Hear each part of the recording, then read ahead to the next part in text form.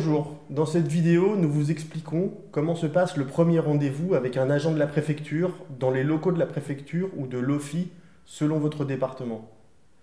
C'est à ce moment que vous allez enregistrer votre demande d'asile.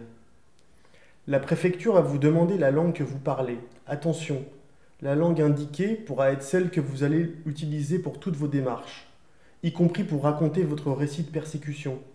Si vous parlez un peu français ou anglais, mais pas parfaitement, on vous conseille de ne pas l'indiquer et de n'indiquer que la langue avec laquelle vous vous exprimez le mieux.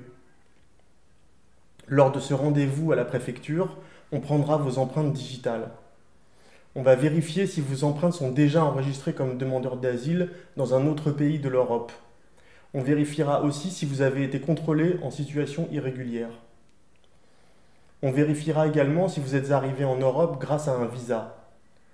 Si vous avez été enregistré dans un autre pays européen ou obtenu un visa, vous risquez d'être placé en procédure Dublin, ce qui va retarder votre demande d'asile en France. Nous expliquons cette procédure dans d'autres vidéos. Vous pouvez les trouver sur notre site domasile.info et sur YouTube. Les agents de la préfecture vont vous poser des questions sur votre trajet, vont regarder votre passeport et d'autres documents que vous leur donnez. Mais si vous n'avez pas de passeport ou de carte d'identité, la préfecture doit enregistrer les informations que vous donnez à l'oral. Il est important de donner toutes les informations sur votre situation familiale et votre état de santé, si un accouchement ou une opération sont prévus, etc. Si la préfecture ne trouve pas de preuve que vous êtes passé par un autre pays de l'Union européenne, vous pouvez demander l'asile en France directement. Certaines préfectures refusent également d'enregistrer les demandes d'asile si vos empreintes sont illisibles, mais c'est illégal. Il faut aller voir une association ou un avocat pour contester cette pratique. Si vous ne voulez pas répondre aux questions ou si la préfecture se rend compte que vous avez donné de fausses informations, elle pourra décider que vous ne voulez pas coopérer et vous placer en procédure accélérée. La procédure accélérée vous protège moins que la procédure normale. La préfecture doit vous donner ensuite une attestation de demande d'asile, d'une durée d'1 mois qui précise dans quelle procédure vous êtes placé, normale, accélérée ou Dublin. Faites-en tout de suite une copie. Ce document prouve que vous êtes demandeur d'asile.